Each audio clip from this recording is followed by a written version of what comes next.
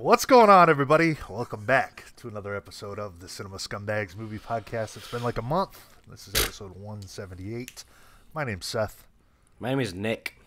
And we are joined once again by our good friend and returning guest, Bryan Sudfield, Oscars master. Bryan, how you doing? Hello, boys. I'm very happy to be back. Hi, boys. Good to Hi, have boys. you. We only talk to you every day, so might as well get on here and record it. We do talk every day. I don't know why I talk to you guys every day, but You know what? That's great. I'm always entertained by it. yes, same. So, Bryan, the audience is unfamiliar. Where are you from? What do you got going on in terms of your podcasts? Tell the audience where they can find you. Yes, so I'm the host of a podcast called Film Fragments. So I bring on a guest and we talk about our top 5 favorite films from an actor, director, or genre of their choice. I had Seth and Nick on actually for the very first episode of the show where we talked about Tom Hanks a little under a year ago, almost a year ago, which is insane. That's been that long since I started the show. And I do YouTube videos sometimes whenever I feel like it. But the podcast is where you guys can find me. And yeah. I like movies. I like movies. I'm a cinephile. I am a cinephile. Cinephile, pedophile, whatever. Embargoed. And honestly, it's kind of nice to be on this show because my podcast is very laid back compared to this. You take a more proper film analysis approach to yours with guests and, attractive women and Eloquence. There's some eloquency there. That doesn't happen here. So anytime you want to break the mold and kind of, venture off a little bit, you're always welcome on the show. It's nice every so often to get scummy. Yeah. Oh, we're getting scummy today. Oh, hell yeah, boy. How far away are we from the Oscars? That's our main focus here. We're today. 2 weeks away, a.k.a. my birthday, which I'm very not happy about. Are you going to dress up in a suit again? And Probably. I'll be in class. And I'll be in LA when it happens, so thank God. That video you reacted to Parasite, I tell you. Comedy gold, man. I don't know what was worse, that or the guy that ranted about Parasite. How many fucking people have seen motherfucking Parasite? Motherfucking Parasite. I love it. Well, we've already pushed this episode back like several weeks. We've had a delay, so it was like now or never. We had to get the Oscar episode going. Pretty much. Life gets in the way, Sometimes you got to go back and replay Breath of the Wild, and this podcast can wait. I've been playing multiple things, but that's one thing I've been playing. I've been messing around with the Steam Deck a shit ton. Love that. Yeah. Game chat. Do you think the Zelda sequel should be priced at $70? I do not. I think it should be if it was on an upgraded console, maybe, but I agree with that. To me, it looks just like an expansion pack for Breath of the Wild. But what do I know? Well, talk film. The problem is that if you buy it, they're gonna do it, and I already pre-ordered it, so fuck me. I don't blame you. I mean, look, that game is critically acclaimed. I liked it. Overrated. Okay, you love Elden Ring, so let's not talk about overrated. Is it too hard for you, little guy? Probably. I just don't like those kind of games. Where's Kingdom Hearts 4? Hey. I don't appreciate the Kingdom Hearts slander. How's Hogwarts Legacy, Seth? It's good. Bigoted. Yeah, I'm a T-phobe for that, I guess. I was having fun with it. I haven't played it yet. I haven't started it yet. It's good. I'm not as I guess engrossed with it as I thought I would be, but it is good. It's a good game. I spent one Saturday playing it all day, and I kind of tapered off since. It was good. I just have other things I want to play and watch, and it is good. There's a lot to it. I've been playing Grand Theft Auto 4 on my Steam Deck, about to finish that classic. Yeah. So I'm just juggling things. I bought the Mafia collection on there because I love those games so much, and I wanted to have them on there. The deals are immaculate on that shop. Yeah, way better. And I've been playing through Mafia 2 again, and just like you said, just juggling different things. But Hogwarts Legacy was something I played, I don't know, maybe for about 12 hours, and I kind of really tapered off since. You know, I mean, I'm glad to see that successful, though, because usually movie tie-ins are not so successful, so I'm glad that met expectations and it sold a shit ton, but, you know, I've been pumping them out. I've been impressed with it. The world is awesome, very detailed, a lot of stuff to do. It could have easily been a clunker, so... Yeah, music is good. I mean, it's obviously ripped straight from the movies, but it's unique in its own way. I'm excited to play it. Take some time out of that busy schedule. I know you can fit it in. I'll do my best, just for you. Put the fucking sorting hat on, all right? Yeah, put the fucking sorting hat on. I was literally watching a video of like random Harry Potter quotes this morning because it helps me calm down. It's just the best. Those are like the best quotes ever. Oh no, the invisibility booster must be faulty. Shut up, Ron. Not me, not Hermione. Ew. If you drink a Wiggler potion, it'll replenish all your health. Remarkable, isn't it? Those are Nimbus's 2001s. How did you get those? A gift from Draco's father. Yeah, Weasley. Unlike some, my father can afford the best. Nobody asked your opinion, you filthy little mudblood. Those are just timeless, and, you know, I started playing the game like, fuck, I could watch the movies right now, you know? They're so good. I could watch those anytime. They're so good. What house are you in? Slytherin. Okay. Go figure. I'm a Hufflepuff myself. I practice the dark arts. Yeah, anybody can in that game. It's funny that, like, you're going around the whole game, like, killing people anyways, but suddenly doing the dark arts is really, really bad. Yeah, all you're doing is fucking killing people the whole time anyways. Yeah, you're slamming people on the ground. You're throwing fire barrels at them. But you start to learn. Had to make it entertaining, but... You start to learn Avada Kedavra and, like, oh, things are bad now. Yeah, like, now they're bad. They're just now bad. Yeah. Fellas, what's been going on? Well, I've been playing Hogwarts Legacy a little bit. We already heard that. What have you guys been watching? Bryan, you kick it off. You watch a lot. What do you at? Have you watched Minding the Gap yet? No. You goddamn son of a bitch. I'm trying to focus on Oscar-nominated films, like next year's Best Picture winner, Cocaine Bear. It was an Oscar-nominated film. I'm talking about this year, buddy. Well, fuck Cocaine Bear. Cocaine Bear sucked anyway. There you go. Anyway. So sad that that's the way Ray Liotta went out. Too much cocaine. Too much cocaine. That was his swan song. What a joke.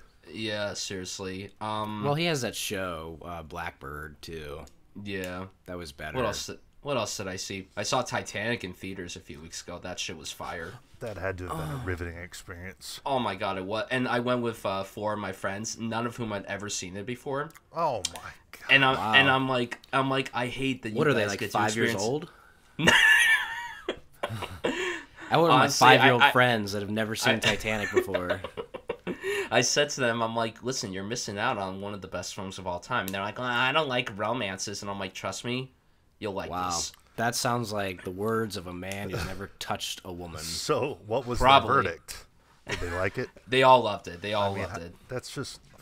Look, you don't see me picking up a bunch of romance films either. I mean, that's not my go-to genre, but something about that is just... Whew. No, fucking great. And the 3D looked incredible. It looks fantastic. I'm hoping that there's a 4K release for it, very soon. There has to be. You know, I think there will be. They put all this shit out that doesn't need to be put out on 4K, but we're missing, like, Titanic. Come on. I think this was the indicator that a 4K release is coming within the next year. It's gotta be this year. You'd think they'd put it out in relation to either that or, like, the 4K for Avatar. Yeah, we still don't even have a release date for the Avatar 4K yet. So maybe they're going to be around the same date or something. I would think so, yeah. Got to put some more money in Jim Cameron's pocket. No kidding. Yeah. I saw the Titanic 3D like 10 years ago, so I only wonder what it looks like now. I missed that. It looks even better now. Back then it was the best 3D I've ever seen. It still is the best 3D I've ever seen. You know what, like, about that movie, like, it would be easy for, like, the whole shipwreck part to kind of look dated, I guess, at this point, but it doesn't. I mean, no. You know, it looks like it just came out. So. That shit looks great. That looks great. Mix of practical and CG. Yeah. I mean, there's so much that's been seen lately by me, but I've been catching up on some of the Oscar movies. I did a whole Coen Brothers binge because I just did a podcast on them. I rewatched Fast Times at Ridgemont High because that's one of the funniest movies of all time. So good. Oh my god, What's your favorite? What's your favorite Coen Brothers movie? Inside Llewyn Davis. Yeah, solid choice. That's up there for me. Yeah. Either that or No Country for Old Men. No Country for Old Men is incredible. That's how much literally have you ever lost on a coin toss? Some good shit. Literally, his introduction when he chokes that officer and it's just like zooming into him. That close up. It's so fucking. He's so demented. I was watching an interview with him recently where he talked about how he hated that haircut for that movie. It's horrible. Like he hated it so much. He was so glad that as soon as they finished shooting that movie, he's like, I don't have to have this shitty haircut anymore. It's one of the worst haircuts in film. Seriously, and I when I saw him in person a couple years ago for that shitty Ricardo's movie, and that movie does suck. Awful, horrendous, and he was so bad in it. But he talked with the moderator of the Q&A. He was like, dressing up as Desi Arnaz was great because I didn't have to wear that shitty wig or have a shitty haircut for that movie. Motherfucker. Yeah, like, ugh. That wig gave you a career, you son of a bitch. And it gave you an Oscar, you dumb fuck. Yeah. Being the Retardos is not going to give you anything. Awful movie. Aaron Sorkin is bad. Please go on. I wouldn't say that. He's just not a good director. Please go on. Social Network is still a masterpiece, buddy. Trial of the Chicago 8 or 9 or 10 was. If I'm watching a Sacha Baron Cohen bad. movie, The Dictator, it's not bad. God, talk about like these movies that put in triumphant, crowd-pleasing scenes, like the scenes where he's like going back and forth with the judge. Shut up, you fucking loser. Oh, but father, please. Everything Dr. King said was the truth. Oh my God. Now play Here Comes Santa Claus. Dr. King, he always spoke the truth. Oh man, I didn't think anything of that line until you brought it up. Now God, that's gonna ruin that shit. That is a horrible line. It's terrible. It's like Bohemian Rhapsody. It just got worse every time I thought about it. Oh, I like that movie. No.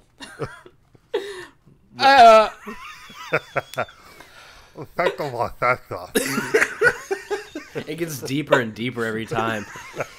I actually just got the memory of on my Facebook of him winning the Best Actor or whatever that was. Wow, I wish I could scrub shitty. that. I wish I could scrub that from my memory.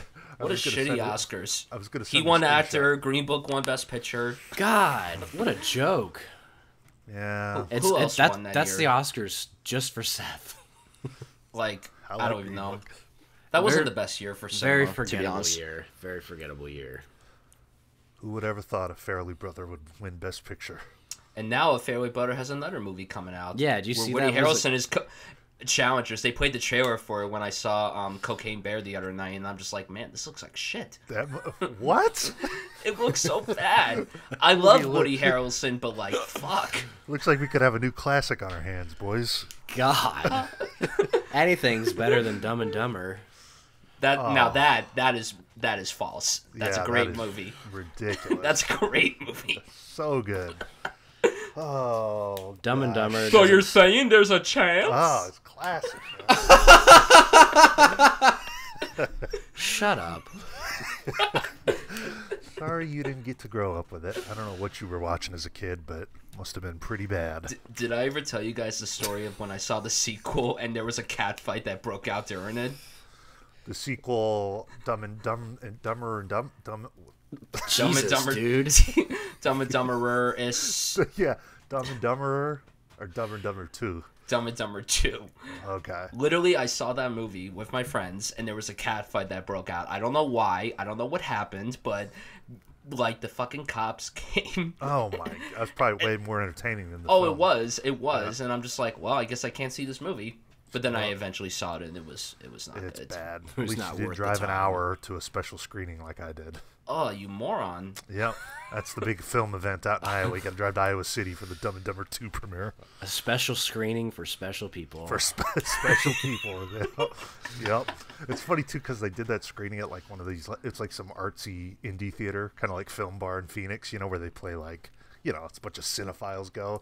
So it must have been like a one-off event. You could tell the people working there were just like, what the fuck? What is this? Why are we hosting this? This is beneath us. Yeah. Where's Lars von Trier? Oh, God. What have you guys been watching recently? The Whale? Let's talk You want about to talk that. about it now, or you want to talk about it later? It's up to you guys. You're the host. Yeah. Yeah, Nick, take some charge. Be the alpha here. Well, Talk about it now or later? let's talk about it Don't now. listen to the technical producer. Yeah. We've got plenty to talk about later, so let's talk about it now. What are our thoughts here? Well, I was very high on it when I saw it a couple months ago, and you guys are probably like, it's probably going to be a 1 star from us. No, I had a feeling I was going to enjoy that because it's just, I like those real kind of downer films, and it just seemed interesting, Do you guys like Aronofsky? I do. I love The Wrestler. Oh, that's the best. That's the best film he's ever done. That's his best movie. I agree. I I think Black Swan a lot. I think I like Black Mother Swan's really more good. than most people. I like Mother as well. I like haven't that movie seen too. That's a bizarro one. It Yeah, is. he makes a couple good films now about an estranged father and daughter. Yeah. Noticing that it's kind of reminded me of The Wrestler a little bit in that sense, Yeah, I mean, there's a lot of hate for the movie online. Like, there's a lot of people that hate The Whale, but there's Okay, also a what do lot of people that love it too. Is So it just it's like- You mean very like hate, polarizing? like hate, like this movie sucks, or like hate, like oh, it's exploiting obesity or something. both. There's people that feel both about it. They're like, oh, it's so melodramatic and so over the top, and it's exploitive and everything. But it's like People made their livings off of melodrama. Yeah. But it's Douglas like Sirk. seriously. But it's like, when you watch that movie, it's tackling what obesity is. It's a disease, and it tackles it in a very raw, realistic way. And people are like, oh, Bryan? they could have been a little more, like, they could have toned it down with it. And I'm like, it was fine for me. I mean, yeah, it was hard to watch, but But I feel Yeah. like the thing is you're supposed to feel compassion for your characters, and all I felt the whole time was compassion for him. I wanted to help I just him. want to give the guy a hug Yeah. like right off the bat. I'm and like, the thing this is too, sad. he recognized that, like, he did bad things. Like, he's like, oh, I'm not a perfect guy, but Yeah. he was trying. Like, Sadie always Sink wanted- is a real bitch to him, though. she is. She was like insufferable, but I mean, I guess that was the point. Yeah. Yeah. Monstrous. I always wanted to see a film with Brendan Fraser jerking it to man-on-man action. What an opening shot! Well, Being in the theater for that was fucking nuts. That was nuts. Liz, just read the essay. yeah. And then little Ty Simpkins from Insidious from Jurassic World comes in. He's like, Fucking awful performance. I thought he was terrible. I thought he was The movie was fine. great. I didn't even know that was him until I was looking up the cast at the end. I'm like, oh Yeah. shit, pussy kid from Jurassic World. I thought he was fine in it. Yeah, he was.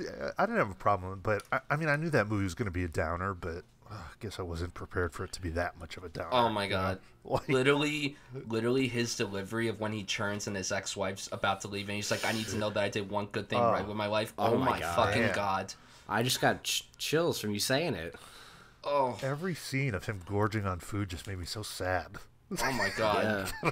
I don't know And- what it is about that. And like while I'm watching the movie, I'm sucking down a stuffed crust pizza, and I'm like, "This is me in 5 years." Yeah, and then when the freaking pizza guy's standing there and he sees him, my that God. was like heartbreaking. and the way he looks at him too. Yeah. Like, you think the guy's gonna be a nice guy, and he's just a judgmental scumbag. Yeah, man. Well, also factor in with when they show his students and then he shows himself to his students, then you see some of them like shocked and like devastated, Yeah. but then you see some pulling out their phones, some Yeah. laughing. Sure. It's like, Yep. oh my god. Yeah. What's the point? That's why he never showed himself. Mm-hmm. I knew the way that film was going to wrap up, but I didn't know how it was going to present it. And fuck, I wasn't prepared for that. That whole last 8 or 9 minutes is... Oh, my God. So, the music and even that, there's that subtle shot where she says something like, he was just a big monster, and it looks at him, at her, and it's kind of, the camera's kind of rising up as she says it. It's like a subtle moment, but I get a little put off when people are, shut up about the performance, or it's like when people just hype up, oh, Brendan Fraser in The Whale, so good. It's like, I could have been ready to be like, enough already. Yeah. But I understand. It was good. Yeah. he was really, really good. He was fantastic. Yeah. All I was thinking of the whole time was Rick O'Connell. And what a far fall it's been. Yeah. Just wanted to give the guy a hug, man. Oh, man. But, he's just, the most pure, wholesome man in the business. When I saw the movie for the first time, there was a Q&A with him right afterwards, and he was just crying with all this standoff. It was just so, He's just a genuine guy. He is, and honestly, there are some friends of mine that really don't like the movie, but they recognize the fact that they're so happy that he's back and making this comeback and everything. I'm so excited to see what he does in Killers of the Flower Moon. I cannot wait to see him work with Scorsese. That's so exciting. But it's cool to see him suddenly being thrust into these legit projects. Yeah, exactly. Well, not only him, but Ke Huy Quan as well. Mm-hmm. It's another story that blows my mind. Big time. I mean, even more so than because that guy he disappeared. He wasn't an actor, No, he gave it up, and to see him getting the recognition, right? Finally, and I mean, I grew up watching the Goonies 200 times. I would have never expected to see the kid from the Goonies up there winning a fucking Oscar. Yeah, that's. Before we move on from The Whale, though, I do want to mention Hong Chow in that movie is also incredible, very incredible. Good. The scene when they're sitting out on the porch and she's talking about her brother and shit.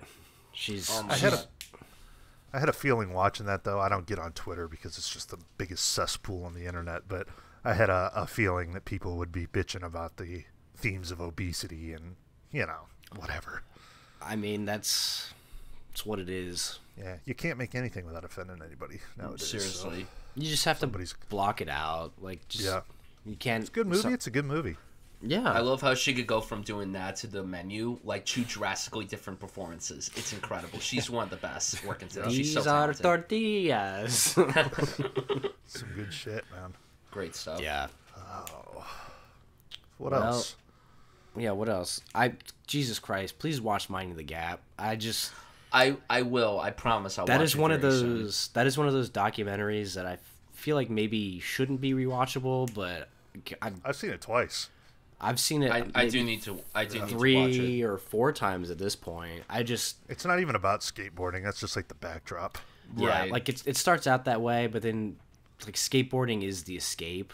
Yeah. And then you start learning generational trauma, and I think one of the most interesting things is how they're talking about their parents being the ones that are doing these scummy things, and then one of them is starting to become the one that's doing the scummy things. Yeah. It's very interesting. And what's he say in that movie? Sometimes bitches just need slapping or something. Yeah, he's just you can't hate a woman, but sometimes bitches need to be slapped. Yeah, so bad.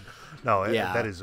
I mean, in terms of docs, I definitely think of that as one of the good ones, one of the great ones, alongside, Hoop Dreams and stuff like that. Oh, yeah, I might do a double pairing with that in mid-90s. I need to rewatch mid-90s. Oh, there you go, man. Why don't you throw in North Hollywood in there too while you're at it? North Hollywood, a movie nobody's ever talked about. That was a good one. I don't even know what that is. It's another skate movie. It's got a couple of the kids from mid-90s in it. It's a Miranda Cosgrove classic. Yeah. Ooh, Miranda. What's the kid's name in mid-90s? 8th grade or something? Yeah. He's the main kid in it. Oh, fourth grade. Fourth grade. Yeah. Yeah, he's the main guy. Yeah, and Vince Vaughn's his dad, and yeah, it's good. It's not mid-90s, but it's solid. Fuck shit, fucks like shit. Fuck shit. Sunburn! Sunburn! Yeah, but mid-90s, it's got very charismatic subjects. Like the people in it are interesting. Kier, another guy, I just want to give a hug because he's just like a wholesome person. Oh, I know, man. When he moves away, that reminds me of oh God, life. Seriously, yeah. Sounds like a good one. I'll add to the watch list. Yeah. Any of you fellas seen Infinity Pool? Yes, so good, so fucking good. So weird. It was so weird. Another bizarre screening I went to. Oh, I couldn't imagine watching that with people. And then it turned into an orgy. Yeah. Yes. And then Brandon Cronenberg brings Alexander Skarsgård out with the leash around his neck. My gosh. Fucking wild, nuts. Man. And then Mia was there. And then Mia was there, and I had to contain myself. I don't blame you. Whew, like, man. God. Oh my God. Was she and Shia still together?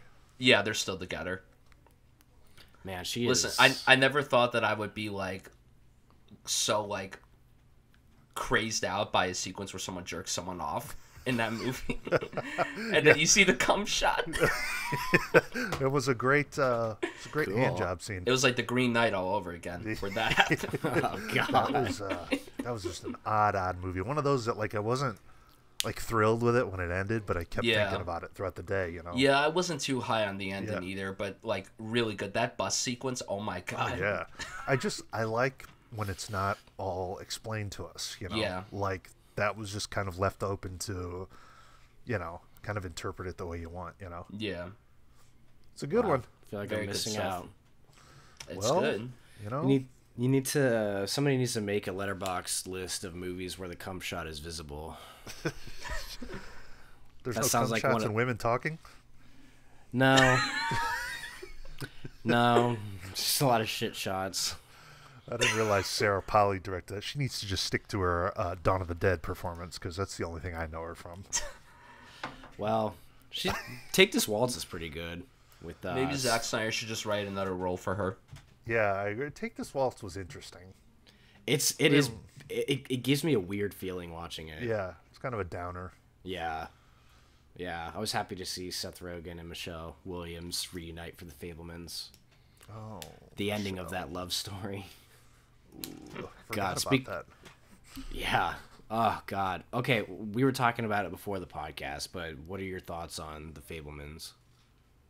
Seth. I enjoyed it. I enjoyed it a lot.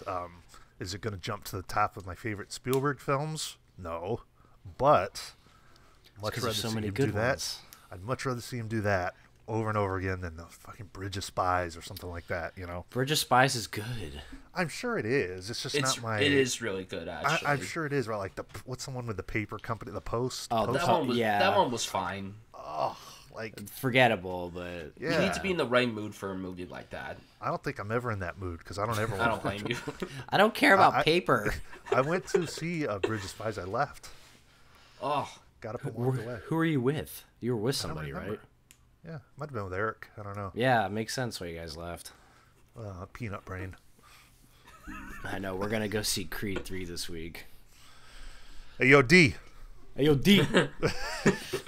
Creed 3's getting good reviews. It is. I'll watch fucking Rocky 5. Oh, I like Rocky. Idiot. Tommy Gunn, baby. I haven't seen that movie since I was like 15. I need to watch it again. A great street fight scene.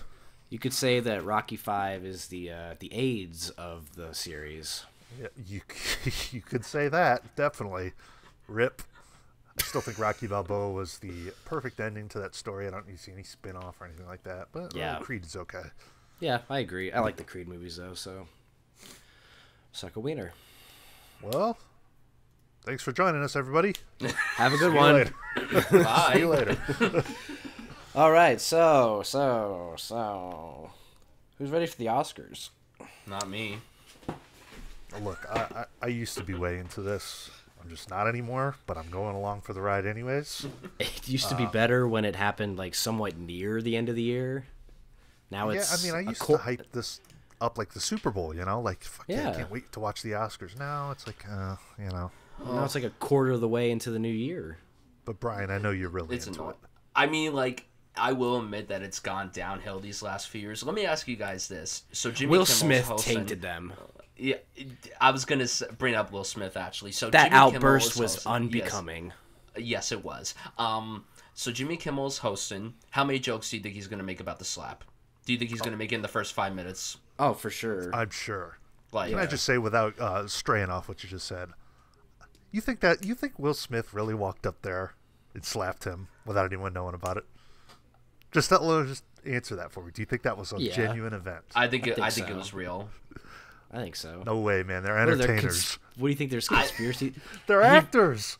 So you think he's not going to be in movies because of it for a bit? I think it's planned, and it gets buzz around the Oscars, and now everyone will tune in this year to see what's the new controversial event. You could be right. You could be right. So do you think they did? Theory. Do you think they did the Moonlight thing on purpose?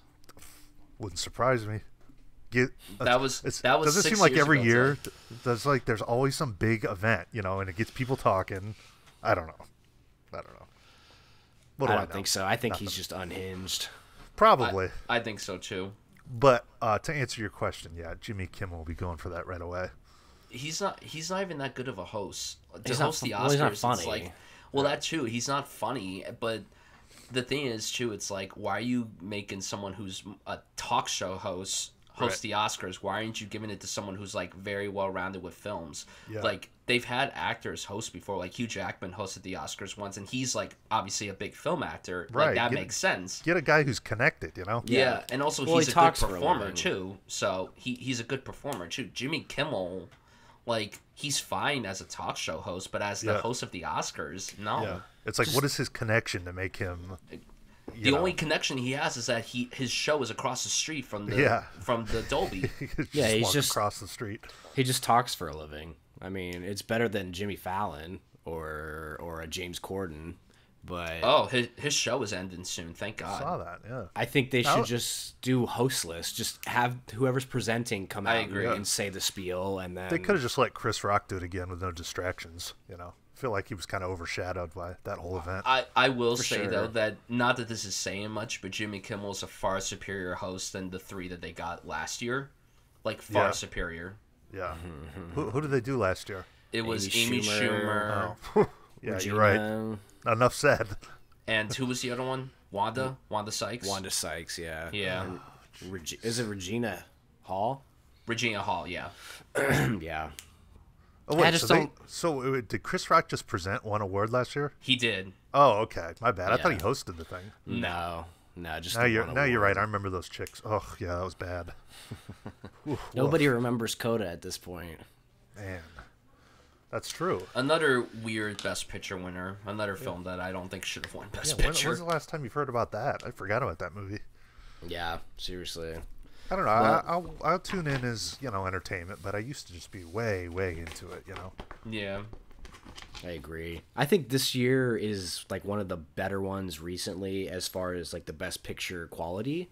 Sure. Like a lot of them in there are good. I think so, at least. I agree with Nick. There's like a couple that I don't really.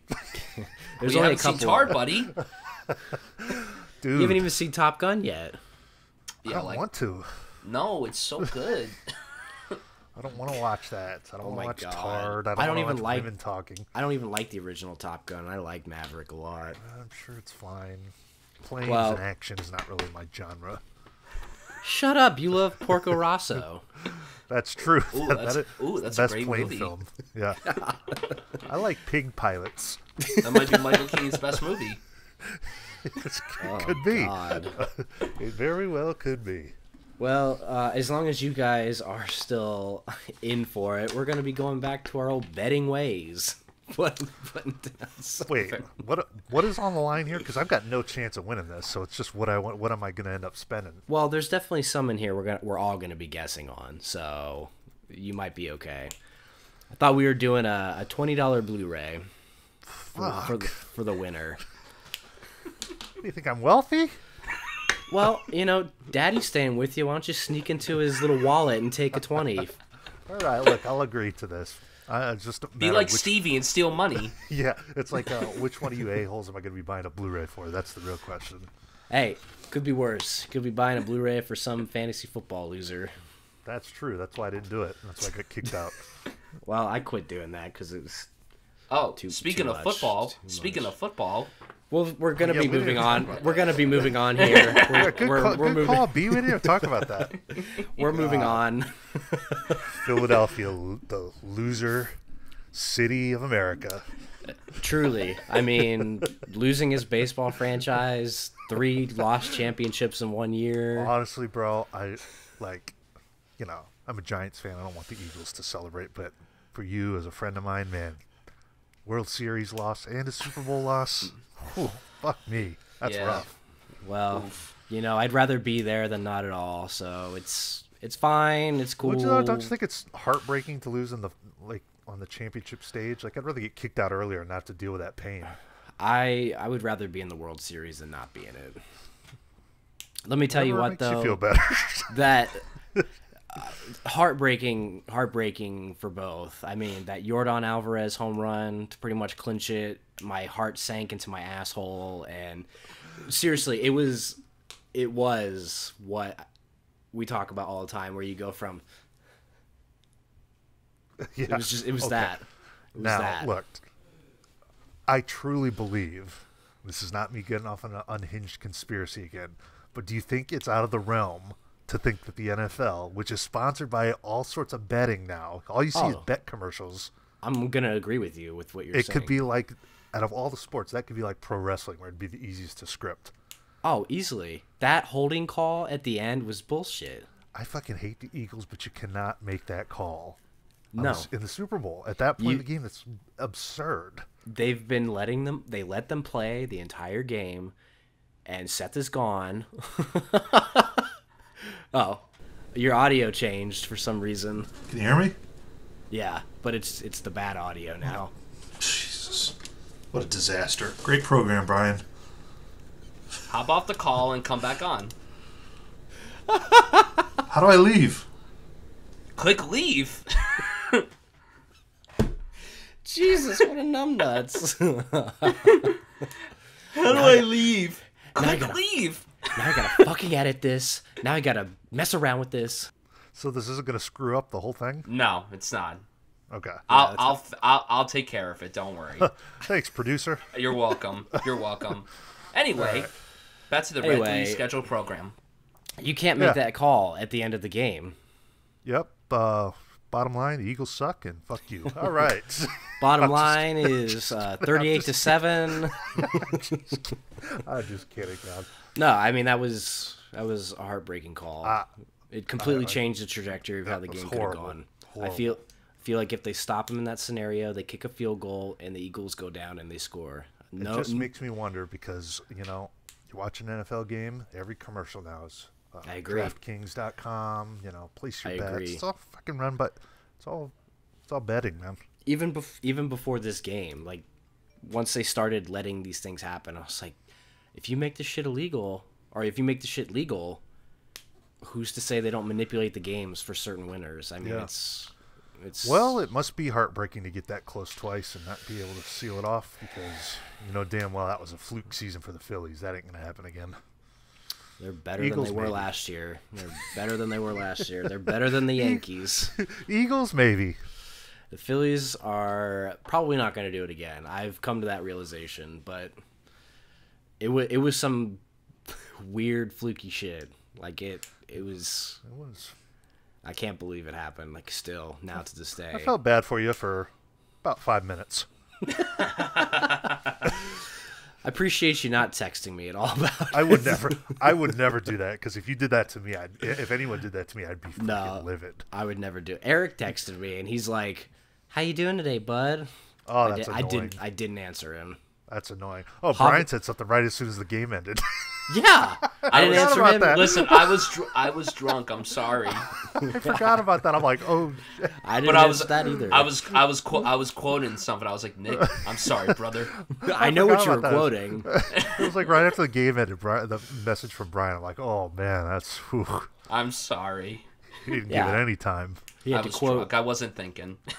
And then Javi texts me after the first touchdown. He's like, "Let's go!" I'm like, "Dude, there's still a whole game to go." And then at the end, he was like, "How you doing, bud?" You got to go off the grid for like 2 weeks after that. Seriously, usually I'll go back and watch the highlights. I haven't even touched that game yet. No, why would you? There's nothing. Yeah, it's depressing. Yeah. Anyways, we've got Letterboxd official ballot for the Oscar picks. So I have. Am I allowed to be on here? There's 2 Letterboxd patrons. I don't think I fit in. We'll allow it. I can't change my posters. This guy talks about how much he loves film, and he doesn't. I mean, simple as that. It's Who, me? Yeah. You didn't watch the Best Picture films. You're not a patron. Yeah, I did. You're not a patron. You said you were gonna watch Tar, and you didn't watch Tar. Dude, it's just like it should be an hour and a half. I would have watched it. But Cate Blanchett plays a lesbian conductor. That's awesome. It flows. It flows. Well, look, you guys will be able to talk about it. I'm sure you can carry the conversation. Yeah, and then you're gonna vent about everything everywhere. Oh my god, this sucks. No. There's a difference between something sucking and just not liking it. I would say I just didn't like it. It seemed like a Marvel movie. What? Better than every Marvel movie. That's true. This is real professional. Tell T to leave you alone. We're recording. Pipe down in there. Can't you hear me talking? All right. We got our old ballot here. We're gonna do everything because we need some. There's got to be something that's we need different answers. Okay. So we're gonna be starting down at the bottom. Well, I guess writing original screenplay isn't all that obscure. So for writing original screenplay, we have The Banshees of Inisherin, Everything Everywhere All at Once, The Fabelmans, Tar, and Triangle of Sadness. I think this is a tougher year to pick things. I think that I don't think anybody can really guess who's going to win Best Picture because each of those films they've all had their own sort of hype to them. It's really between like 2 films that's going to win. I have no idea what's going to happen. For screenplay, I'm going to predict Banshees for screenplay. Banshees. We'll already be off sync because I'm choosing the film that they're going to slob all over that entire night. Everything shitty all at once.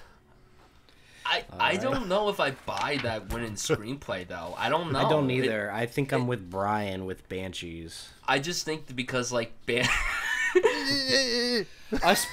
Shut the fuck up. Us patrons of Letterboxd think it's gonna be Banshees. Fair enough. I could see that. Look, I loved that movie. Yeah, fucking great. Feck. Fucking great. But like, you're not nice. You're not nice. You can't just stop being friends with someone. Why not? Why not? Because it's not nice. He's like a male Brenda Fricker.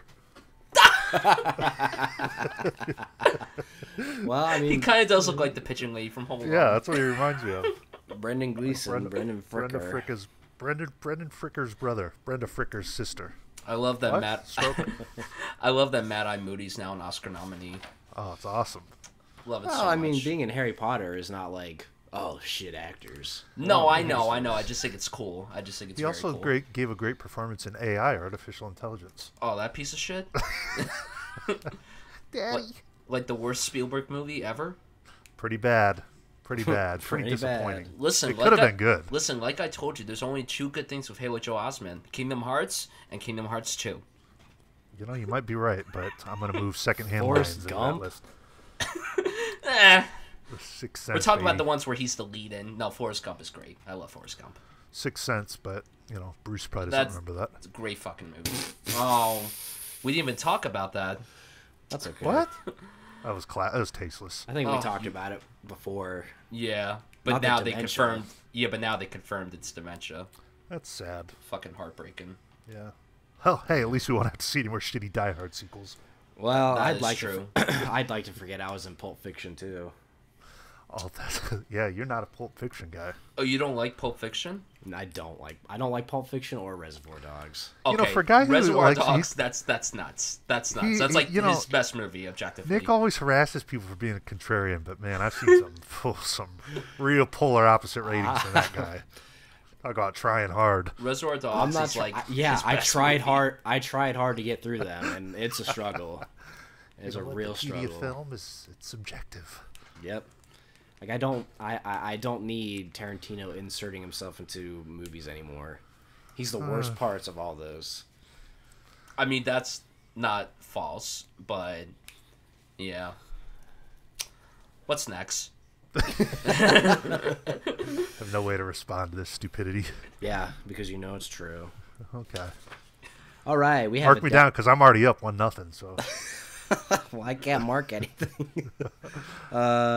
Everything, everywhere, all at once. Wrong. All right, we've got writing. Wrong, sir. Wrong. You're wrong, sir. Wrong.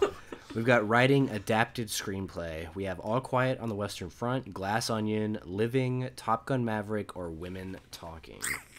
I'm gonna vote for like Women Talking. I feel like this could go multiple directions still. I agree. I can't even remember what won the Golden Globe. Not that it really matters. Banshees won the Golden Globe for adapted. It's just one screenplay category for the Globes. Oh, fuck. All right. Anybody have any guesses? Women Talking. Okay. It just seems like the most screenplay pick of the 5. That's a good point, Brian. I'm gonna agree with you on that. That's where it's gonna go. It wouldn't be my personal pick. Well, to be honest, adapted screenplay is not my favorite category this year. It's kind of a slim year. I like a lot of those movies. I really loved All Quiet. All Quiet was great. But Glass Onion, Living, and Top Gun, like. Yeah, in terms of like original screen or what is it, adapted screenplay. Yeah, it's like not like those aren't really screenplay. And I loved Top Gun, but the screenplay was definitely the weakest aspect of that entire movie. Yeah. I agree with you though in terms of screenplay. Women Talking just sounds like it's right in line with that. Yeah. I feel like they could do something weird and give it to Glass Onion. I wouldn't be angry if they gave it to Glass Onion because it would be kind of interesting for them to give it to a comedy, but like that.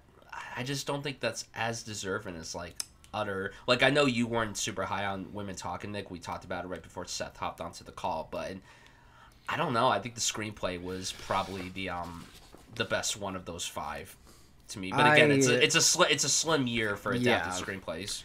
I just think it's like their one way of giving Women Talking some recognition. So I feel like that. Because the only other award it's nominated for is Best Picture. Yeah, and it's not going to win that. So if it doesn't win the screenplay, then people are going to be bitching about it. Yeah. Sick of the men winning everything.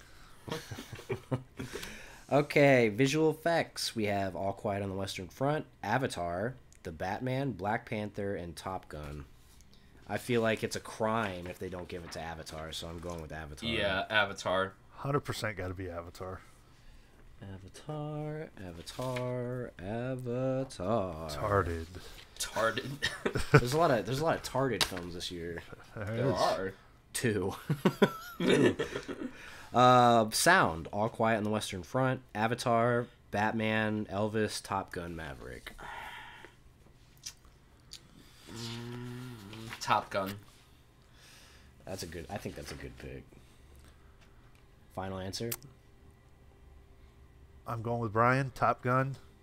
A lot of action, military plane sounds. That's like right. It's got to be. That's Top Gun. This is a tough one. War films always do well with sound. They do. If it's not Top Gun, it's going to be All Quiet. I feel like that's the way it's going to go. The other 3 films I don't think have a chance of taking this award. I'm thinking somewhere between All Quiet and Avatar. I think I'm gonna go with All Quiet on that one. All right. Did you like that movie, Nick? All Quiet? Yeah. I loved All Quiet on the Western Front. It was so good. So good. Are you kidding me? It's war film. Yeah, it's a war That's film. True. That's true. Ask. Love military combat. Okay, here's where we're flying. Here's where we're flying completely blind. We've got short film, live action, short film, animated. We're just this is where it's gonna end up being like somebody gets lucky. Yeah. So for short film, live action, we have An Irish Goodbye, Evalu, Le Pupelle, Night Ride, and The Red Suitcase. Probably should have looked up what any of these are about first. Yeah, this is really. I'm going to say An Irish Goodbye because I think that's what won somewhere else. Irish Goodbye. They have a hard-on for Irish stuff this year at the Oscars, so yeah, that's for sure. Why not? That's my culture. What's the other one? Le Pupil? La Pupille. Fuck it, we got to make this interesting. Put me down for that. All right, La Pupille. The French get some love. Definitely gotta mix this up. Yeah. Animated short has I'm already working on my wish list of what you guys can send me. Short film animated. The titles for this are the best. Oh God, you're right. The Boy, the Mole, the Fox, and the Horse. The Flying Sailor. Dicks. Ice Merchants, My Year of Dicks, and Ostrich Told Me the World is Fake, and it's too long. I think My Year of Dicks is the one that won, right? I don't know. I'm gonna be different and go with the Ostrich. Okay, I'm going with My Year of Dicks. Look, I'm going with the Boy in the Hole and the Mole. The Boy Soul. The Boy Soul. Yeah. Okay, well, we're different, so... That's bullshit. This competition is going to come down to these stupid lucky categories. That's what's fun about it.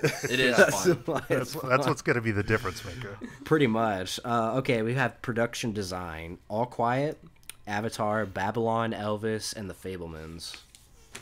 I think that one's going to be between Babylon and Elvis. I'm going to go with Babylon on this one. I'm going to go with Elvis on this one. Because it's nominated for Best Picture.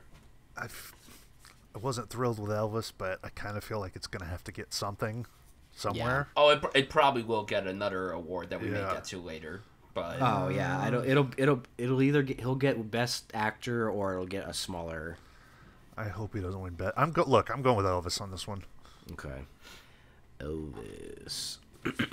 Okay, music original song. We have.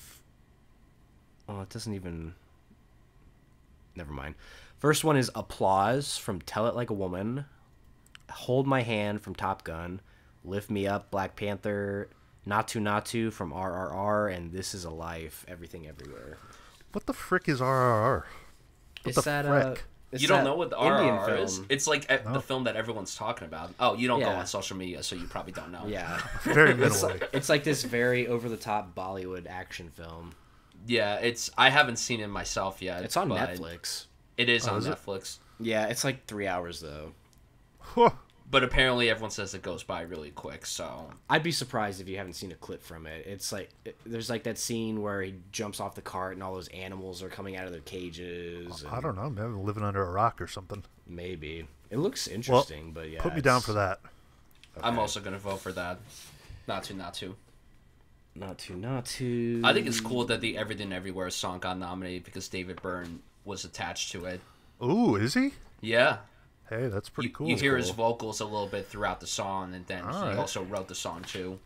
Plus, it's not like the kind of song that you would think the Oscars would even nominate, so it's like a really cool pick. David Byrne is still maintaining a great career. He is. I mean, he was on Miley Cyrus's New Year's I know, thing. dude. I was watching that. I'm like, what the fuck? It was the most unexpected guy to pop up. Like, I was watching these people, and they're like, who's this old man? I'm like, are you fucking kidding me? And you know the people in the Steve crowd Byrne, are like, baby. The people in the crowd are like, hey, the fucker, yeah. I think they would have made that better if he came out in a big suit. I'm going to go with Lift Me Up. They already announced that Rihanna's going to perform that song, and... It's a good song. It's a good song, but like... Song is always a wash. Yeah. But original score, however... we got All Quiet on the Western Front, Babylon, The Banshees of Inisherin, Everything Everywhere All at Once, and The Fabelmans. This is Babylon's to lose.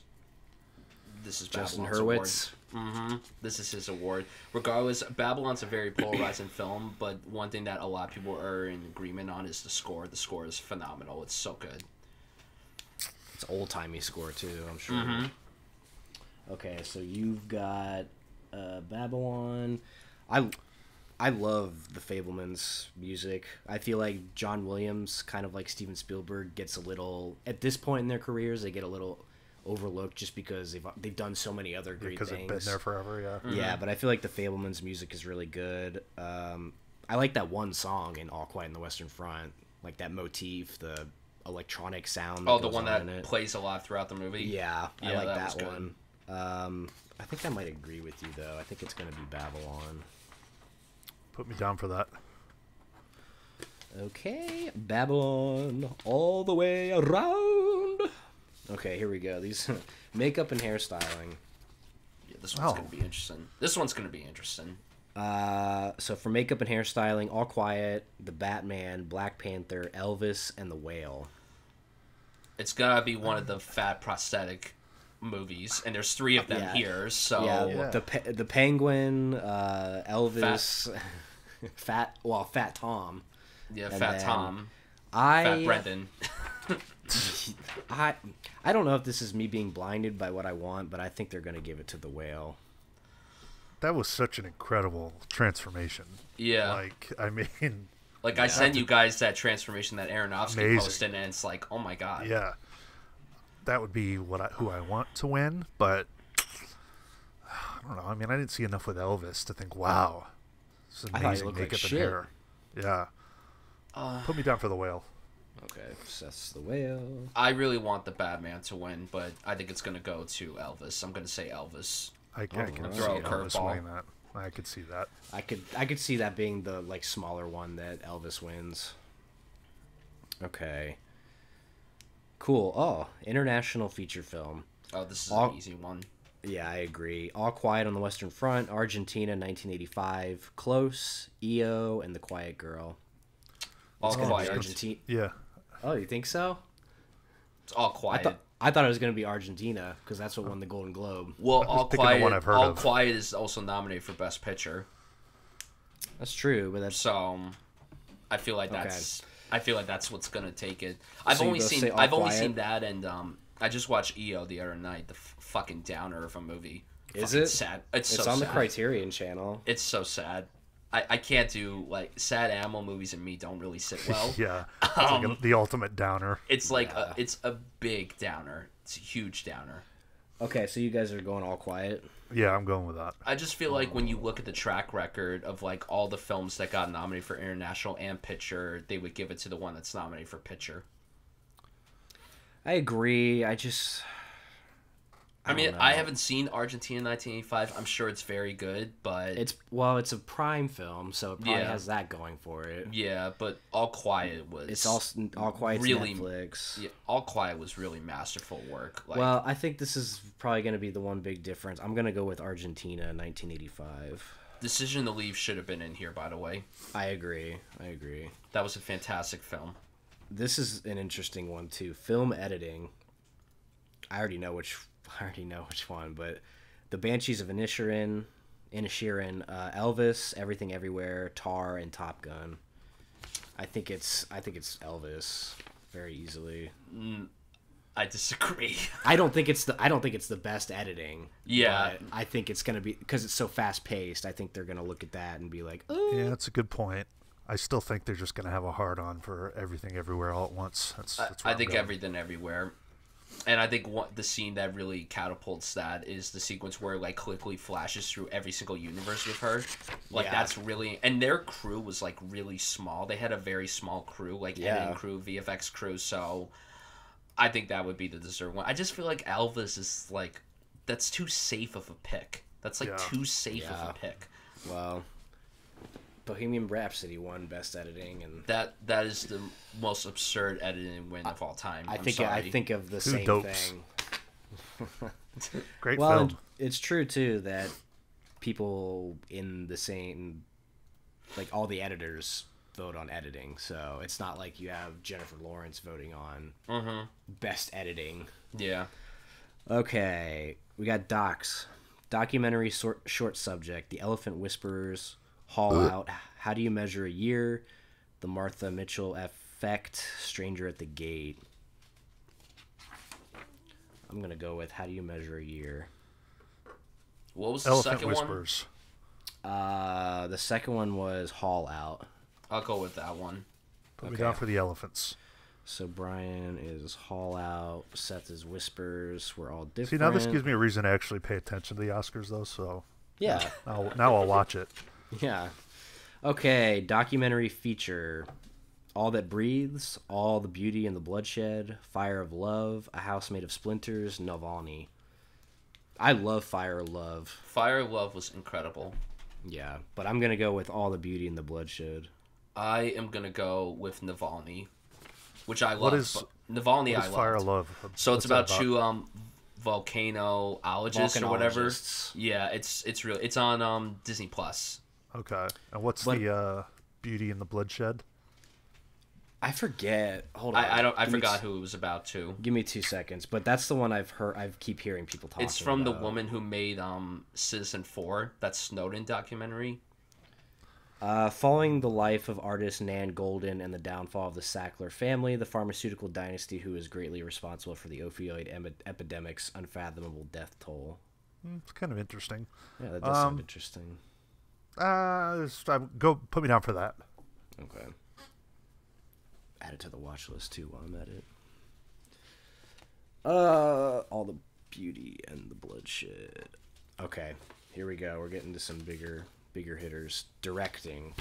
Oh shit. This is okay. We got Martin Madonna for The Banshees of Inisherin, the Daniels for Everywhere. Jesus Christ. Everywhere, all the time, in my ass. Okay, Daniels for Everything Everywhere All at Once, Steven Spielberg for The Fabelmans, Todd Field for Tar, and Ruben Östlund for Triangle of Sadness. That's a tough one. I'm sticking with my theme. Everything Everywhere. Okay, Seth is Everything Everywhere. I'm trying to decipher if I think they're going to give Steven a legacy award for directing or if they give it to Best Picture. That'd be awesome. Don't get me wrong. I'd love to see Spielberg up there. The Daniels. Okay. They've been winning director like everywhere, so I think it's them.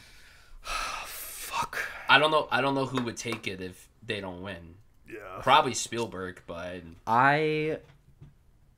Okay, yeah. And I love Tar, but unfortunately Tar really doesn't have a chance of winning really any award except for one. Yeah. I'm going to go with the Daniels as well. I have a different theory for later. Costume design. Babylon, Black Panther, Elvis, Everything Everywhere All at Once, Mrs. Harris Goes to Paris. Elvis. I'm going to go with Black Panther on this one because they're going to have to recognize that movie somewhere. Because if they don't, they'll get a lot of backlash for it. And it's a political movement nowadays in a lot of things, so I keep that in mind. They already have Angela Bassett, who's probably going to win actor. Which makes no sense. I'll talk about that in a few minutes. I know you will. Like, it makes no sense. Literally makes no sense. Okay, so Seth said Black Panther, Bryan said Elvis. I'm going to go with Babylon. That'd be a very deserving win. Okay. I'm from here on out. Big hitters. This is it. We're coming down to it. Cinematography.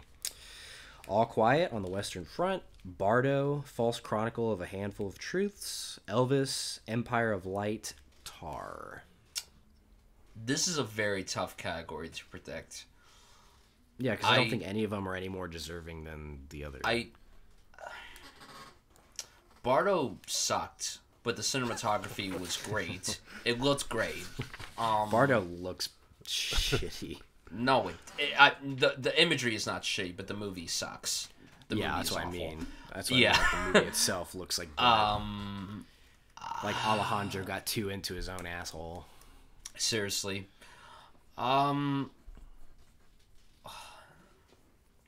All Quiet. All Quiet. I think All Quiet's gonna win this. Okay. I'm going with All Quiet.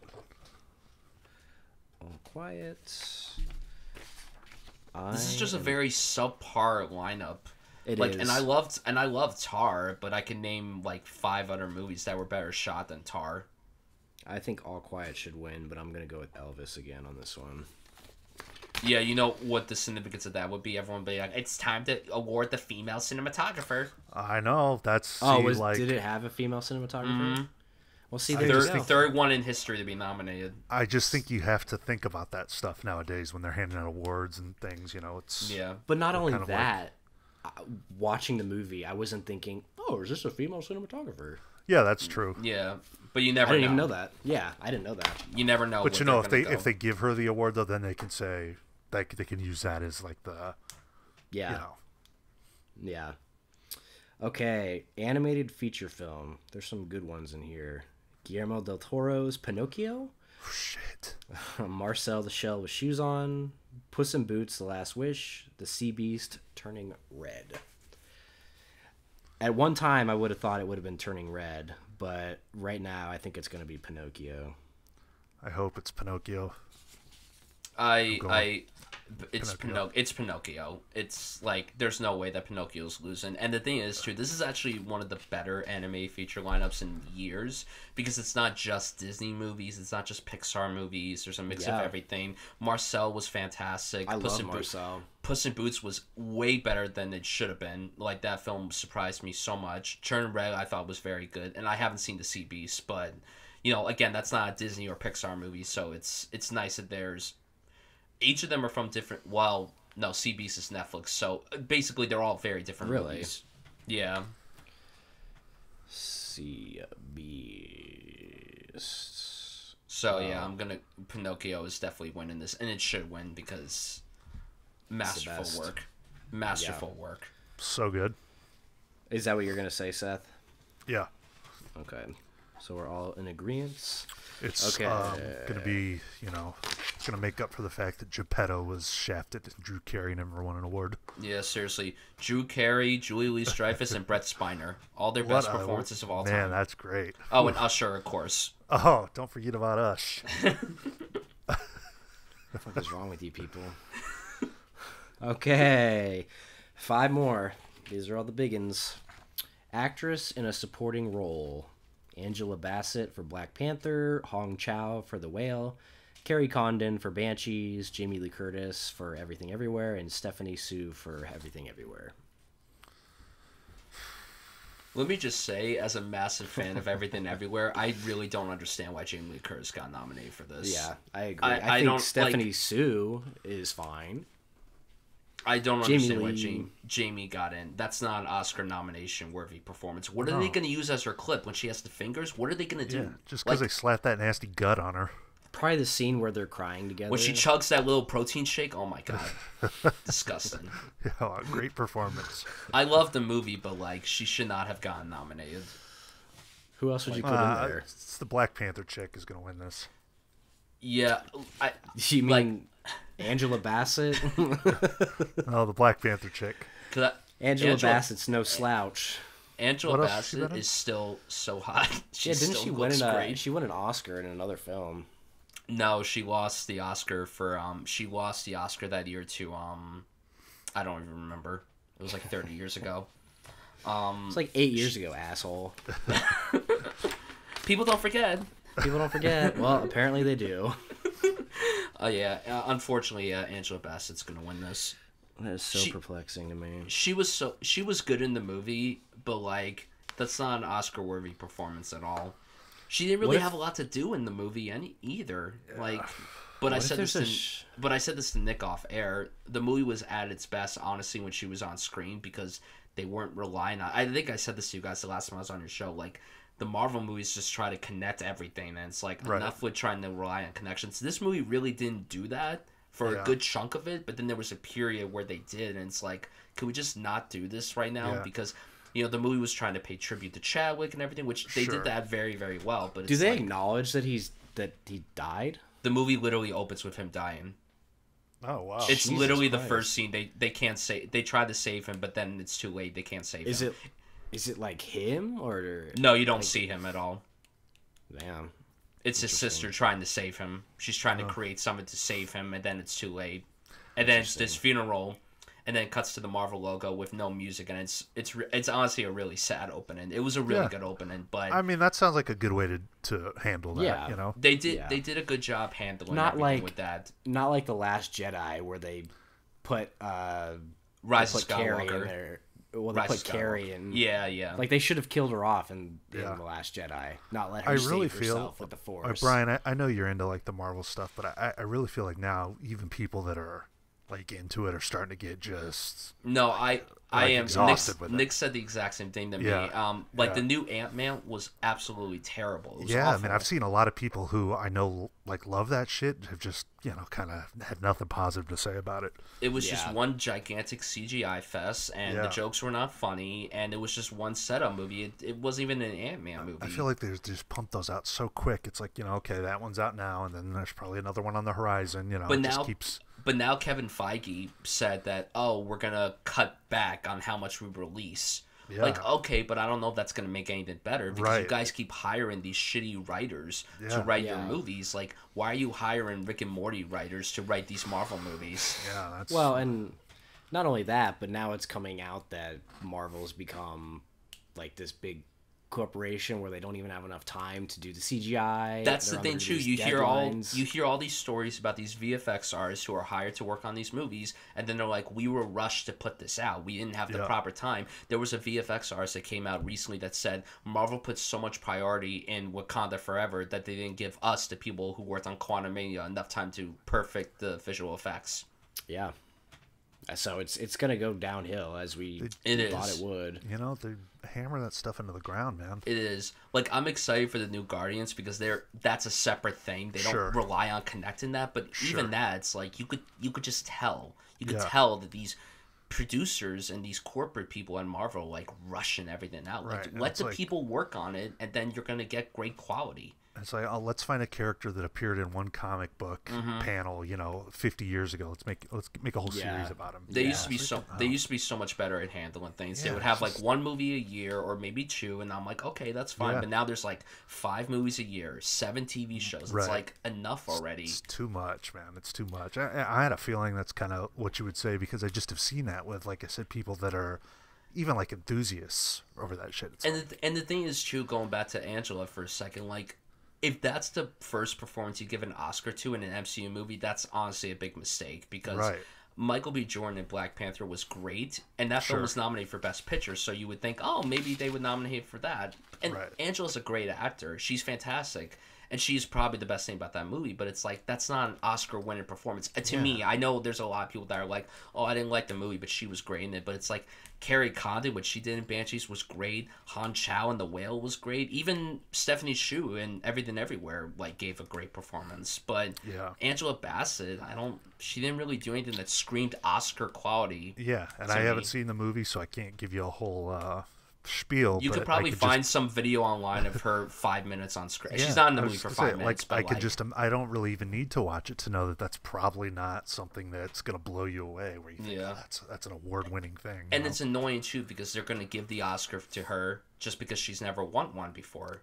Yeah. And that's something that's also so tiring about the Oscars. They give these awards to these actors who had never won before, who had great legacies, and yet they're like, here's the Oscar because, you never won one before. It's like when Leo won for The Revenant. I was going to say, I love DiCaprio, but I didn't, he should have won an Oscar way before that movie. And the same thing for Joaquin when he won for Joker. Yeah. I think that's I agree with that. It's a great performance, but was it better than, like, I don't know. What else was he? The Master? Was it better than that performance? It's probably up there with it. Yeah. I think, at least. Joker, God, that screenshot just looks so piss poor with Lady Gaga. God, she sucks. That movie's going to be a real clunker, let me tell you. I think she's going to give me a second sexual awakening. That movie's going to suck. No, I remember you guys. I remember you guys were talking about Star Is Born like many years ago when it came out, and then Steph's like, "Can you just tone it down?" Oh, like, I hate that. She's so annoying. Like, talk about a try-hard. I love that movie, but I understand why people don't like it. Yeah, it's like, even then they did that whole performance at the Oscars. That was the most cringe-worthy thing I've ever seen. It was pretty cringe. Fuck each other already. Yeah, I mean, what is this? They probably have. They probably have. They definitely did. It's probably happened. Yeah. He got divorced like right after that movie came out. Right, it was like literally right after that performance. It was. I think it was like the next day. Yeah, it was like not too long after that performance. Oh man. Sometimes she looks hot, sometimes she doesn't. Oh, I mean, don't get me wrong, I definitely go, but she just annoys me. You're right. Tone it down. That's right. She needs to tone it down. I can't wait to see her in the makeup and the red and blue hair. Oof. I mean, I'm sure she'll look good. Not as good as Marco. It's hard to top that. Exactly. Yeah. Exactly. Yeah. That would be the only reason I would sit through those shitty movies. I'm trying to think of something she's... What? Nick, hello? What? Did he die? Hello? I think he died. Hello? I can hear you. Hardly. Hello? I can hear you better, now I can't see you. Live video will return when their internet improves. What the fuck? Geez, that shitty Cox cable. Cox. Dr. Cox. Dr. Cox. Hello? Hello? Oh, hello. Welcome back. Better? Welcome back. There you go. That's nice. It doesn't like, you don't have to redo the whole call, though, if someone drops. Because that's the biggest pain in the ass. Yeah. Okay. Okay. We're almost done. What do you want to pick it back up with? What were we talking about? What were we talking about? Lady Margot Gaga Robbie. and how Oh, she's Lady smelling. Gaga. Yeah. Yeah, she needs to tone it down. She sucks. All right. Watch another Jason Biggs film. What a stupid title for that Joker movie, too. What's it called? Folie à Dieu? Wow. That's the name of a Fall Out Boy album. Oh, then Who's it's going to directing give that? you a Is hard that- on. Todd Phillips directing that again? Yeah. Yeah, he is. Can we get a Folie cartoon à- release of Hated, Gigi Allen, and the Murder Junkies? Only you would want Jesus, that. dude. His best work. Folie à Dieu, or... Hey, this is for you, Seth. A mental illness shared by two people in close association. Like, I gotta admit, I was laughing at my own I was laughing at my own joke. Like, I went back and revisited my own content when I sent the picture of Brendan Fraser and said it was Nick watching the end of the Super Bowl.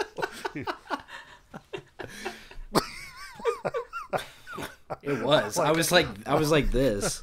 I'm like, oh man, this is perfect.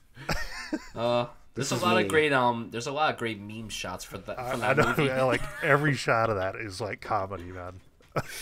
Like the picture where he's just like, that is an interesting perspective. Yeah. Like every shot, he just looks so sad.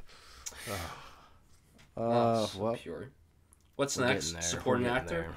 Actress in a leading role. Excuse you. Oh, Don't jump the sorry. gun. Don't jump the gun. I'm sorry, I have to. I'm the technical producer. Detestable. Oh, this is like your category. I know who you're picking. Oh no shit. I think we're all picking her though. I Actually, don't this know. was a I don't little know. tougher. This one's This is tougher. tough. So, actress in a leading role: Kate Blanchett for Tar, Ana de Armas for Blonde, Andrea Riseborough to Leslie, Michelle Williams, The Fablemans, Michelle Yeoh for Everything Everywhere. So when we're recording this, the SAGs are tonight. Whoever wins actress there is winning the Oscar for Best Actress. So it's I think either it's good Kate, that. I think it's good we're recording right now then, so we don't Yeah. get that teaser. Yeah, so it's either Kate or Michelle. It's one of the. It's literally Yeah. between the two of them. And Yeah, Michelle Williams, you're right. honestly, I She was started good therapy. in that movie. She was pretty like unhinged in that film. I started therapy. I'm your mother. Slap my I don't- back, Michelle. I don't like that performance. Yeah, she was kind of annoying. It's a little rambunctious, but Oh like we my talked about God. before, I think it's I'm gonna just dance in a see-through robe in front of my son. I know. And the little girl from Once Upon a Time in Hollywood is just like, Are you letting this happen? Why are you letting this happen? Oh man, this could go. I don't know about this one. Oh God! Look, obviously, as the big Tar fan, Kate is very deserving of an award for this, but she already has 2 Oscars. Give it to Michelle Yeoh. Like, just give it to her. Come on. Like, even Kate Blanchett has been very vocal in her wins, being like, "Oh, give it to someone else. Give it to Michelle Yeoh or something." Like, she's so supportive towards everybody, especially Michelle Yeoh. So. Who do you think gave the best performance? Who do you think deserves to win it? Oh, they're both so good though. That's the Yeah. thing. They're both really incredible. I think Kate is the better performance, but it's not like we hadn't seen that from her before. Sure. So I'm not going to be angry if either of them win, but personally I would like a change. I'm going to say Michelle Yeoh is going to take this I think it's gonna be her. You know, I haven't seen Tar. I've seen Everything Everywhere All at Once. Wasn't a big fan of it. Haven't seen Tar, but I can guarantee I would probably enjoy her performance a lot more. You probably would. But I agree with Bryan here. I think they're going to give it to her, and I just think that movie's going to fucking clean up at the awards. Okay. How about you, Robert? It's tough. Very tough. Ana de Armas. Blonde. Please. Andrea Riseborough to Leslie. Yes. Wow. Wouldn't that be some shit if she won after that whole grassroots campaign? I mean, it's no different than anything else that these losers do when they campaign for their movies. So it was just way more public. Yeah. What did she do? What's the story there? I guess she had a party and they were basically saying, watch this movie to Leslie and then vote for Andrea Riseborough as all these actors in the actors branch were like celebrating Andrea Riseborough's performance and then like, she has to be nominated. Oh my god! There was like a specific day where people like Kate Winslet and others were tweeting about her performance out of nowhere. Mm-hmm. That's fucked. Yeah, people caught on to what they were doing and they investigated it and everything. Mm-hmm. Wow. Well, also because you look into like who got omitted from this category, like Viola Davis in The Woman King. A lot of people thought she was going to get it because she was getting nominated everywhere. Danielle Deadwyler for Till, she should have gotten in, but she did. It's a very weird scenario, and I haven't seen To Leslie. I can't. I was actually going to watch it right after this call, but it's weird. The whole scenario is very weird. It was just a very public way of doing what they always do. It was. That's wild. I didn't know about that. And it leaves you wondering what could happen for future Oscars. Yeah. It leaves you especially wondering what could happen. Yeah, I mean, that would be the most shocking win, I think, in Oscar history if she won. So I'm she gonna wasn't go nominated anywhere. I'm gonna go for Andrea Riseborough for To Leslie. I love movies and all this shit, but man, there's so much fucking bullshit that goes on with those It's people. all You know, political. like It I is. would even if I feel like if I even knew a sliver of the truth, it would be such a turn off to all that stuff. You know, It's all schmoozing the right people. I just try and enjoy the products, you know, because it's fucked. I didn't even know about that stuff. Yeah. Well, I guess I'm gonna keep it the same as you guys and go Michelle Yeoh. I think that would be. Who would you want to win? Would you prefer Kate or Michelle to win? Michelle. I think I would want Michelle to win. I love that she's gone through this whole career of being like, thinking that she's one note in all these Hong Kong kung fu movies, and then she finally gets a chance to show she can. And I mean, I thought she was good in the movie. You know, it was a good performance. I just didn't care for I it. just wonder what these Oscar clips are gonna be. Like I seriously. always wonder that every single year. Like, what are they gonna put for these Oscar clips? For Kate Blanchett, they could literally put like anything. They could put the Juilliard scene. They could put Apartment for Sale. They could put, I don't know. I don't know. They could put it. They could show her tackling the conductor. Mark Strong, yeah. They could show her doing anything. Or when she goes up, to that little girl and says, "Oh, I'm her father." Oh God.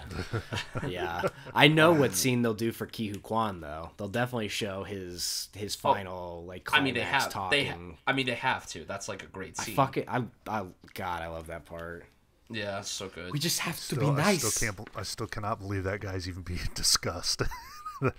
Wild to me. Honestly, that whole movie, I'm shocked even is getting discussed because, like, nobody thought that was going to be like an Oscar movie. Yeah, it's crazy. I mean, look, you may not like the movie, but what it's done is, I think, great for movies. Yeah. And also, it's just cool that it's not some Oscar baity movie that's like sweeping the season. Yeah, I mean, I can recognize all that stuff. You know, I mean, it's for sure. I just didn't care for it. Yeah. I think it's one that'll grow on me the more I watch it. I already like it more than the first time I saw it. JLC's gut was just such a turnoff. And then it just went away. Yeah, I'm just like, can't watch this anymore. It was much better than Halloween Ends. You have to agree with Seth. Come on, Seth. If you're asking me which one I'd watch again right now, I'm watching Halloween Ends again. Oh my God. You fucker. You loser. She was only in that movie for like 5 minutes. Oh, that's true. It wasn't really. Yeah, that's true. I don't know.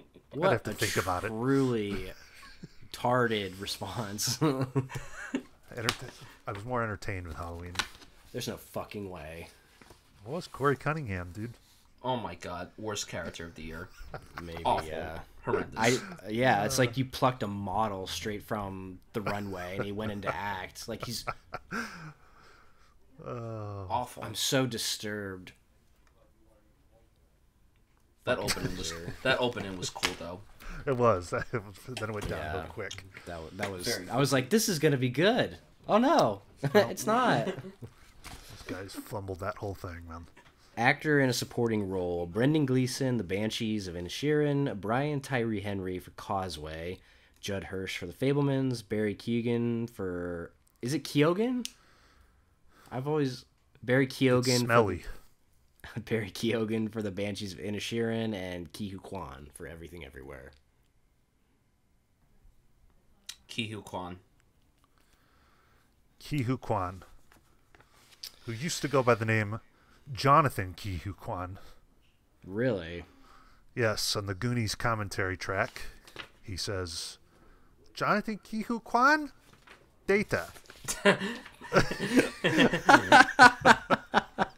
It's one of the great commentary tracks, if you're into those. I cannot wait to hear his Oscar acceptance speech. I've already said it, but I'm just shocked that guy was brought back in to be in a big movie, and he's going to win an award. It's just amazing. Yeah, truly insane. Really, really cool. Actor in a leading role: Austin Butler for Elvis, Colin Farrell for The Banshees, Brendan Fraser for The Whale, Paul Mescal for After Sun, Bill Nighy for Living. All first-time nominees. Brandon Fraser. If I'm picking Brandon Fraser because I refuse to accept that Austin Butler could win this award over him. Maybe that's a stupid thing to do, but I don't care. This is another scenario that we're not going to know who's going to win this until the SAGs. We don't know what's going to happen. I'm going to vote for Brendan Fraser as well. I think that's like... And look, I'm a little higher on Elvis than you guys. I don't think it's a great movie by any means. No, I liked Elvis. Like, he was really good in it. I don't think he was bad in Elvis. But it's like, enough with the fucking biopic wins. Yeah, like, enough already. I mean, I liked Elvis, but it's nothing. It wasn't memorable for me or anything. It's like, nothing I'm running back to. I'm very excited to see where his career goes. I think if he wins, like, that's very cool. He's very young, very early in his. That's awesome and everything. But like, he's going to get more opportunity. He's going to get more opportunities to be nominated because he's still so young. Not that Brendan Fraser is like this incredibly old person, but like, who knows when Brendan Fraser is going to get the opportunity to be nominated for an Oscar and I think again. The storyline helps Brendan too. The narrative. It's like similar to Ki-Hu Kwan. Oh, yeah. Gone from the spotlight for so long, and then comes back and gives this massive performance. Yeah. And literally massive. Literally massive performance. It was a massive performance. But like... that was not an intended pun, but it worked out greatly. It worked out. It was perfect. But no, it's like he comes back, does this performance, celebrated by everybody, even the people that don't like the movie. And this is a scenario to where the people that don't like the movie, they're like, I'll be very happy if Brendan wins because he deserves it. He like really deserves it. Honestly, Ki-Hu Kwan's speech will probably make me sob. Can you imagine what Brendan's speech is going to be like if he wins? Yeah, and I liked Elvis. I thought it was fine, but I would genuinely be upset if Brendan didn't win. I thought that was just such a good, memorable thing, and I think a lot of people would be pissed if he doesn't win. Also, it's kind of shocking that this was Colin Farrell's first nomination because he should have been nominated years ago. Yeah. Saving Mr. Banks, anybody? So good. I'm going Brendan. I wouldn't be surprised if they give it to Austin Butler, but it's either Brendan or Austin. Yeah, it's one of them. I'm picking Brendan, and I hope he wins. Did anyone here see After Sun? Yeah. So good. Yeah, it is really good. He was really fucking good. It ruined Under Pressure for me. Why does it ruin it though? Because it's so sad. Because it's sad. The song is just it just made it so sad in the movie. Because now whenever I hear that song, I'm just going to be thinking about that the whole time. That's an effective use of a song, then. Yeah. Better than Bohemian Rhapsody. It all ties back. Tired of this slander. I mean, it's like which usage of Under Pressure is better, in After Sun or World's Greatest Dad? Oh, hey, World's Greatest Dad. That's a great film. Oh shit. Hope I become a ghost. Watch all my grandchildren growing up, so they'll remember me. Dear Dad. What a weird fucking movie. Okay, keep it going. This Oscar talk is exhausting me. Well, we're on the last one, boys. This is it.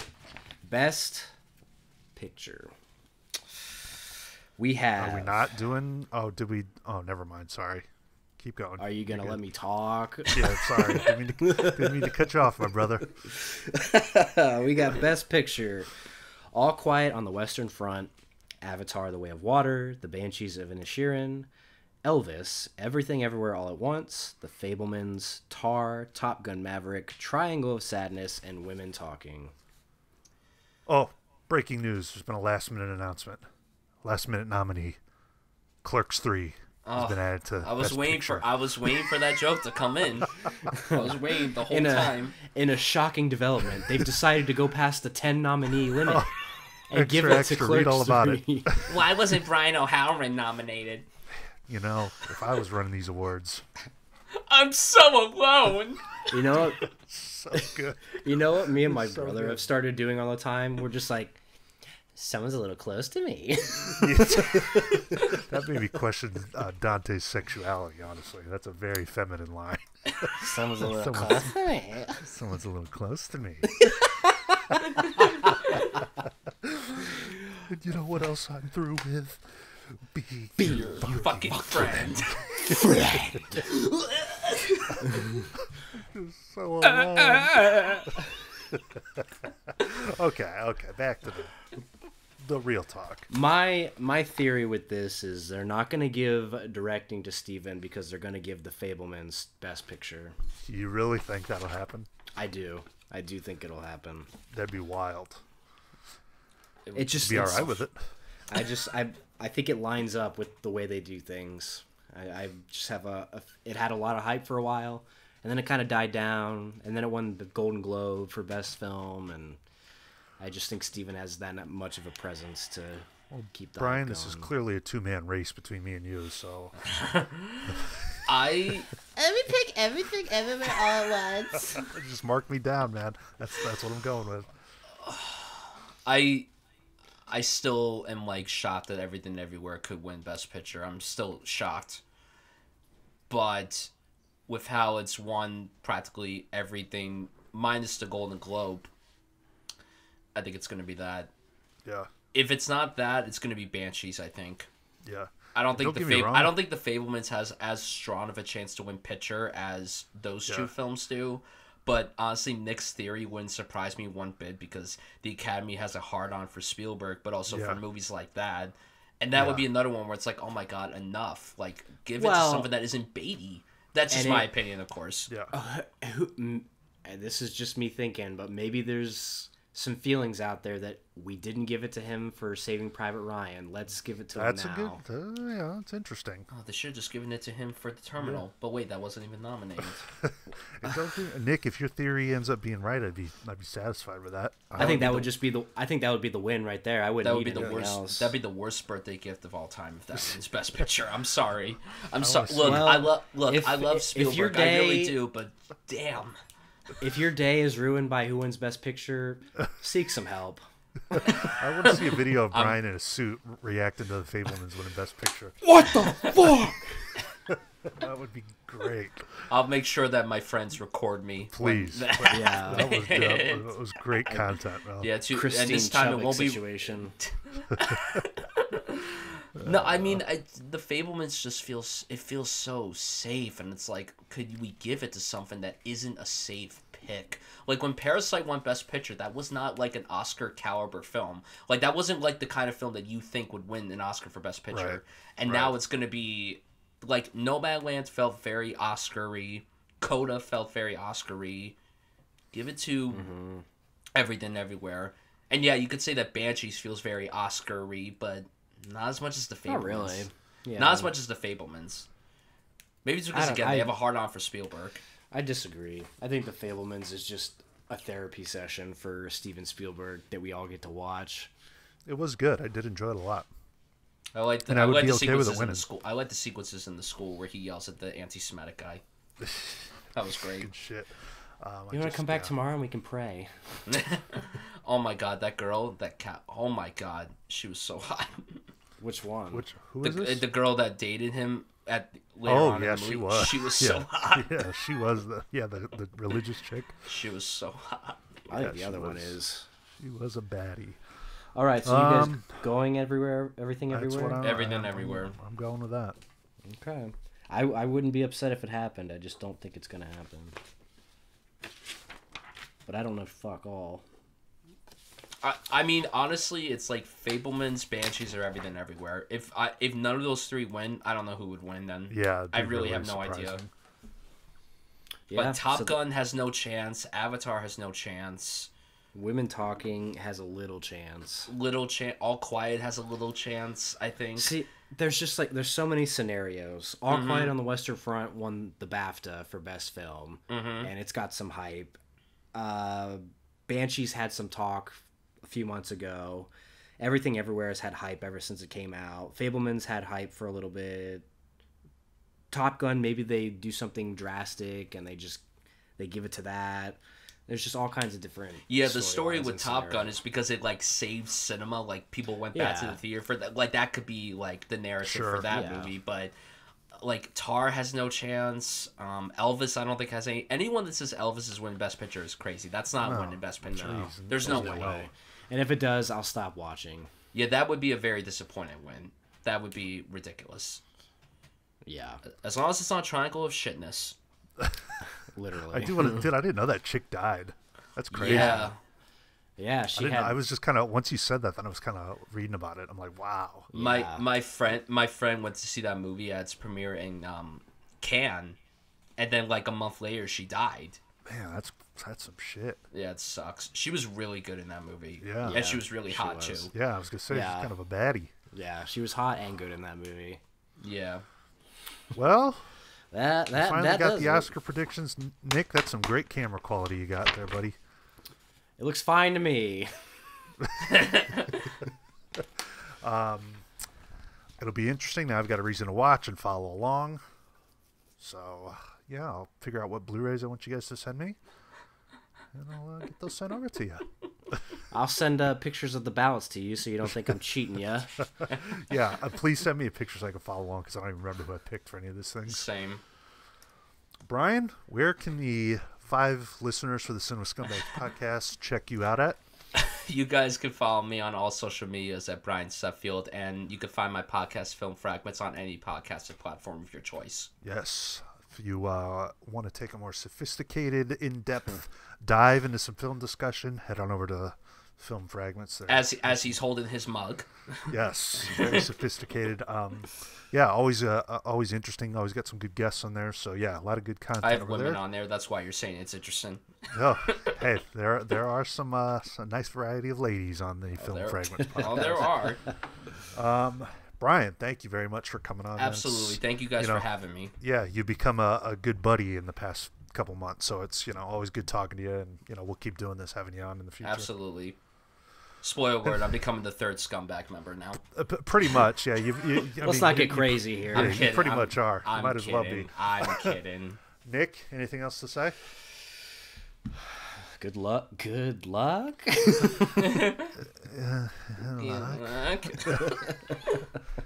Samantha, can you say something?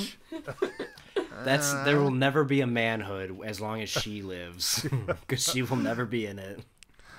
Awkward. Peach Smirnoffs just go down so easy. Oh my god. Great. That's why she's now in Sean C. Phillips movies and nothing else you see on the big screen. Which is weird. She didn't want to be in the movies, but now you want to be in. Maybe it was just like a dad thing. She didn't want to be with. Maybe she didn't want to work with her dad or something. Yeah, she's like a big druggie.